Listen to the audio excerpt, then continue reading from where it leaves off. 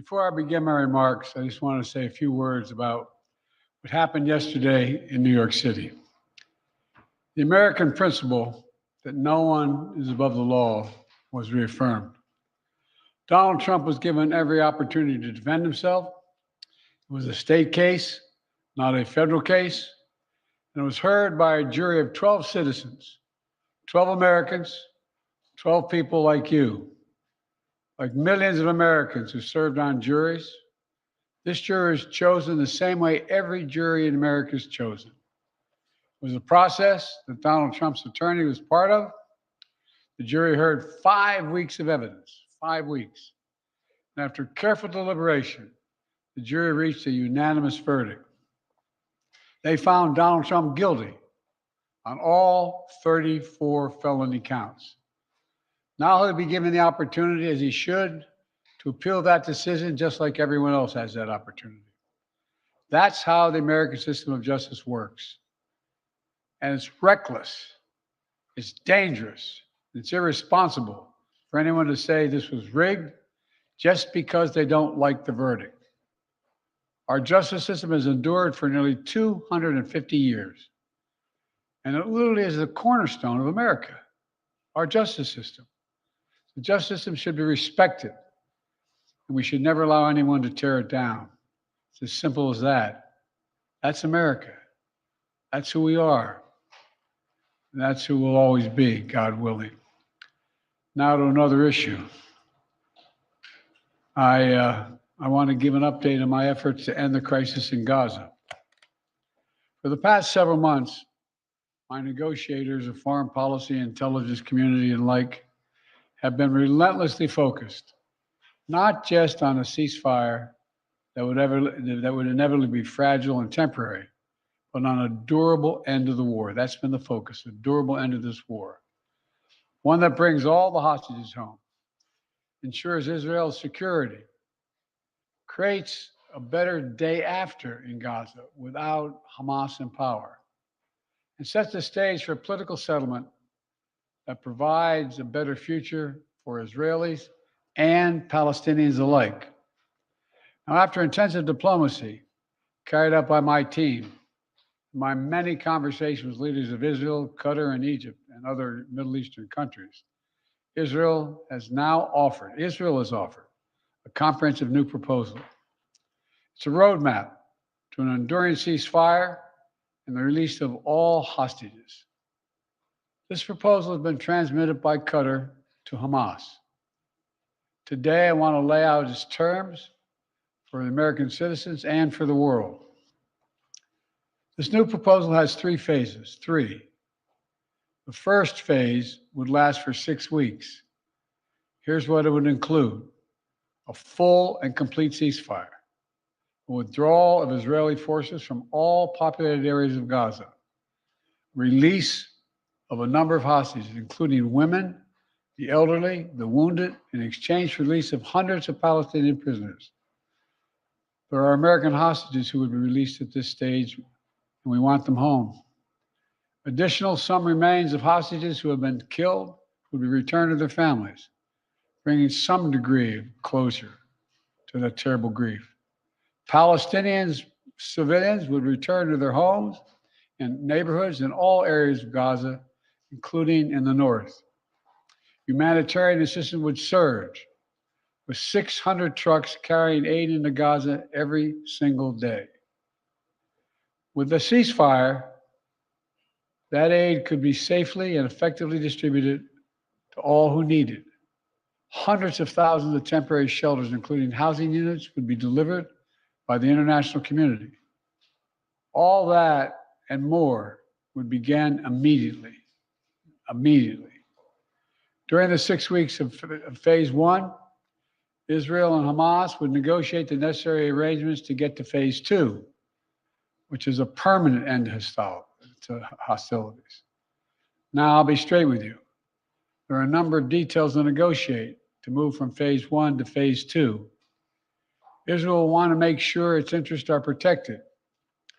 But the proposal says if the negotiations take longer than 6 weeks for phase 1, the ceasefire will still continue as long as negotiations continue. In the United States, Egypt, and Qatar would work to ensure negotiations keep going. All agreements, until all the agreements are reached and phase two is able to begin. Then phase two would be an exchange for the release of all remaining living hostages, including male soldiers. Israeli forces would withdraw from Gaza, and as long as Hamas lives up to its commitments, a temporary ceasefire would become, in the words of the Israeli proposal, the cessation of hostilities permanently. End of quote. Cessation of hostilities permanently. Finally, in phase three, a major reconstruction plan for Gaza would commence, and any final remains of hostages who've been killed would be returned to their families. That's the offer that's now on the table. And what we've been asking for. It's what we need. The people of Israel should know they can make this offer without any further risk to their own security because they've devastated Hamas forces over the past 8 months. At this point, Hamas no longer is capable of carrying out another October 7th. It's one of Israel's main objectives in this war, and quite frankly, a righteous one. I know there are those in Israel who will not agree with this plan and will call for the war to continue indefinitely. Some are even in the government coalition. And they've made it clear they want to occupy Gaza. They want to keep fighting for years. And the hostages are not a priority to them. Well, I've urged the leadership in Israel to stand behind this deal, despite whatever pressure comes. And to the people of Israel, let me say this. As someone who's had a lifelong commitment to Israel, as the only American president who's ever gone to Israel in a time of war, as someone who just sent the U.S. forces to directly defend Israel when it was attacked by Iran, I ask you to take a step back and think what will happen if this moment is lost. We can't lose this moment. Indefinite war in pursuit of an unidentified notion of total victory will not bring Israel, will only bog down Israel and Gaza, draining the economic, military, and human resources, and furthering Israel's isolation in the world. That will not bring hostages home. That will not bring an enduring defeat of Hamas.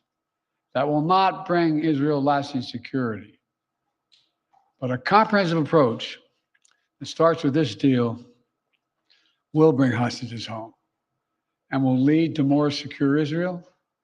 And once a ceasefire and hostage deal is concluded, it unlocks the possibility of a great deal more progress, including calm along Israel's northern border with Lebanon.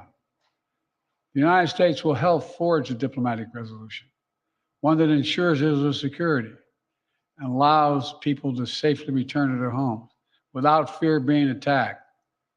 With the deal, a rebuilding of Gaza will begin. Arab nations and the international community, along with Palestinian and Israeli leaders, to get it done in a manner that does not allow Hamas to rearm. And the United States will work with our partners to rebuild homes, schools, and hospitals in Gaza, to help repair communities that were destroyed in the chaos of war. And with this deal, Israel could become more deeply integrated in the region, including, it's no surprise to you all, including potential historic normalization agreement with Saudi Arabia.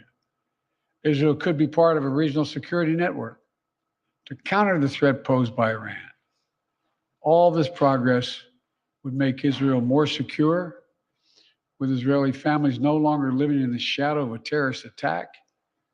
And all this would create the conditions for a different future, a better future for the Palestinian people, one of self-determination, dignity, security, and freedom. This path is available once the deal is struck.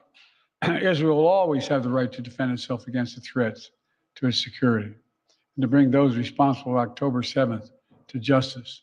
And the United States will always ensure that Israel has what it needs to defend itself. If Hamas fails to fulfill its commitments under the deal, Israel can resume military operations. But Egypt and Qatar have assured me, and they are continuing to work to ensure that Hamas doesn't do that. The United States will help ensure that Israel lives up to their obligations as well. That's what this deal says. That's what it says. And we'll do our part. This is truly a decisive moment. Israel has made their proposal. Hamas says it wants a ceasefire. This deal is an opportunity to prove whether they really mean it. Hamas needs to take the deal. For months, people all over the world have called for a ceasefire. Now it's time to raise your voices and demand that Hamas come to the table, agrees to this deal, and end this war that they began. Of course, there'll be differences on the specific details that need to be worked out. That's natural. If Hamas comes to negotiate, ready to deal, then Israel negotiations must be given a mandate, the necessary flexibility to close that deal. Past 8 months have marked heartbreaking pain. Pain of those whose loved ones are slaughtered by Hamas terrorists on October 7th. Hostages and their families waiting in anguish. Ordinary Israelis whose lives were forever marked by the shattering event of Hamas's sexual violence and ruthless brutality. And the Palestinian people have endured sheer hell in this war. Too many innocent people have been killed, including thousands of children. Far too many have been badly wounded. We all saw the terrible images from the deadly fire in Rafah earlier this week, following an Israeli strike against targeting Hamas. And even as we work to surge assistance to Gaza, with 1,800 trucks delivering supplies these last 5 days, 1,800, the humanitarian crisis still remains.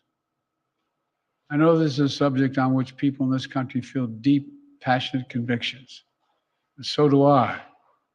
This has been one of the hardest, most complicated problems in the world. There's nothing easy about this, nothing easy about it. Through it all, though, the United States has worked relentlessly to support Israeli security, to get humanitarian supplies into Gaza, to get a ceasefire and a hostage deal to bring this war to an end. Yesterday, with this new initiative, we've taken an important step in that direction. I want to level with you today as to where we are and what might be possible. But I need your help. Everyone who wants peace now must raise their voices and let the leaders know they should take this deal, work to make it real, make it lasting, and forge a better future out of the tragic terror attack and war. It's time to begin this new stage. For the hostages to come home, for Israel to be secure, for the suffering to stop. It's time for this war to end, for the day after to begin. Thank you very much. Mr. President, can you tell us, sir, Donald Trump refers to himself as a political prisoner and blames you directly. What's your response to that, sir? Do you think the conviction will have an impact on the campaign? We'd love to hear your thoughts, sir. Should he be on the ballot, sir? Well done.